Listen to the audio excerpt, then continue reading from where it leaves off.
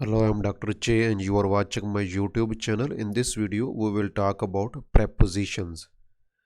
Prepositions. This is video number 1. As you know, this is advanced English grammar course. And in this course, I have covered more than 27 common and important grammar topics. So nowadays we are at this topic, prepositions.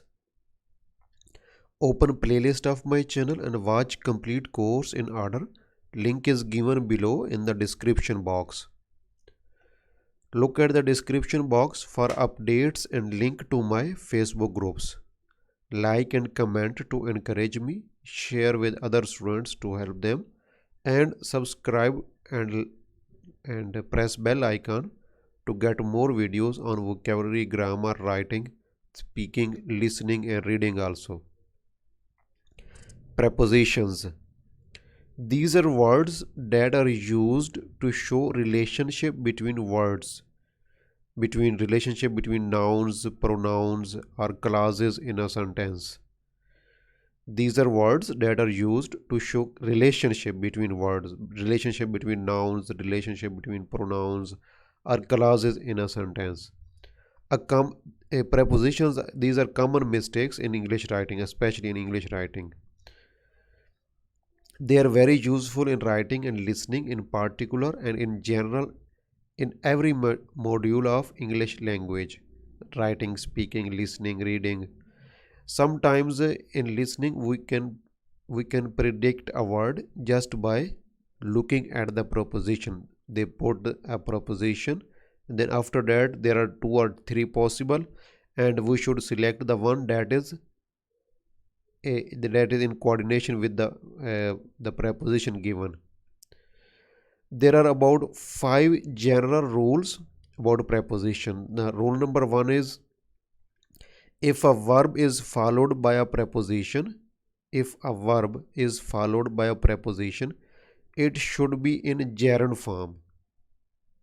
When a verb is followed by a preposition, then the next verb should be gerund form. We don't use a normal verb after preposition. For example, my father, let us look at the wrong one first. My father prevented me from drink alcohol. This is wrong because after this is preposition. After preposition we will use ing form, not infinitive. We will use ing form, gerund. My father prevented me from drinking alcohol, not drink alcohol. He prevented me from drinking alcohol. Rule number 2 is preposition always has an object in a sentence. You know, subject, verb and object. The preposition should always have an object in a sentence. If a preposition doesn't have an object, look carefully.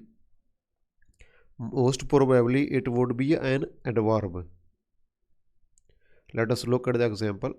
Mr. Che is at his workplace now. At is preposition and workplace is an object. So after a preposition, the object is a must. For example, we cannot say the Mr. Che is at now. At what? Is at workplace now. So an object is a must for preposition. Number 3 is when we use that clause as an object of a preposition, then the preposition takes the end position. Then the preposition takes the end position. Here is the free course that you asked for. The preposition is at the end form. Then we are using that clause and the preposition would be at the end. Here is the free course that you asked for. Rule number 4 is when we use an infinitive as an object of a preposition, then the preposition comes immediately after the infinitive. Then the preposition comes immediately after the infinitive. Mr. Smith needs a pen to write with. We are using infinitive to write as an object. When we use infinitive as an object of a preposition, this is the object of the preposition to, then the preposition comes immediately after the infinitive. Mr. Smith needs a pen to write with. Okay, this is preposition and this is object of preposition, and if there is an other preposition, then it will be immediately after this one. After this infinitive, we will immediately use other preposition with. Rule number 5. If we use a pronoun after a preposition, if we use a pronoun instead of the proper name, if we use a pronoun, it should be in object form. The noun should be in the object form. This wedding gift is from my wife and me. This is correct. If we say this wedding gift is from my wife and I, this is wrong. This wedding gift is from my wife and me, not from my wife and I. You went with who? This is wrong, because after preposition we use object form of pronoun. So object form is home, so we will use home. You went with whom? Question mark. You went with whom? I am asking a question. You went with whom? So this, in this form, instead of I, we use me, my wife and me. Single words are a group of words. Preposition can be a single word or a group of words. Can be on, at, behind, between, or it can be a group of words like in spite of. Look at this, these are 3 separate words: in spite of, because of, due to, according to. Prepositions of time. Mostly we use 3 prepositions of time: on, at, in. Others are for, since, ago. Most common are these 3 ones. At is used when we give a precise time in a sentence. At is used when we talk about a precise time in a sentence. On is used when time is related to days and dates. And in is used for months, years, seasons, centuries, and for a long period, for any long period.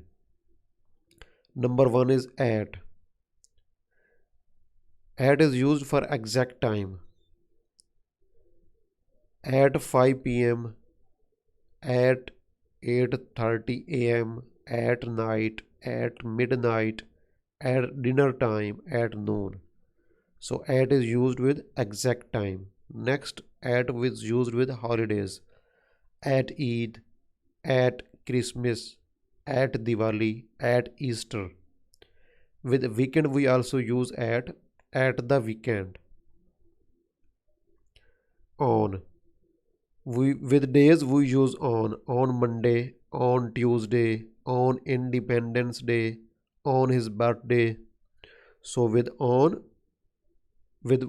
days we use on, and with dates we also use on 8th of October, on October 8th, on 8 October. So these are different forms of to write a date, and with dates we use on. And with when there is day plus morning, we use on Tuesday morning, on Friday morning. So with on plus day plus morning we use on. With days, dates, and day plus morning we use on. So if you have not subscribed to my channel, please look at the description box for updates and link to my Facebook groups. Like and comment to encourage me, share with other students to help them, and at the end subscribe to get more videos on vocabulary, grammar, writing, speaking, listening, and reading also. Thank you very much.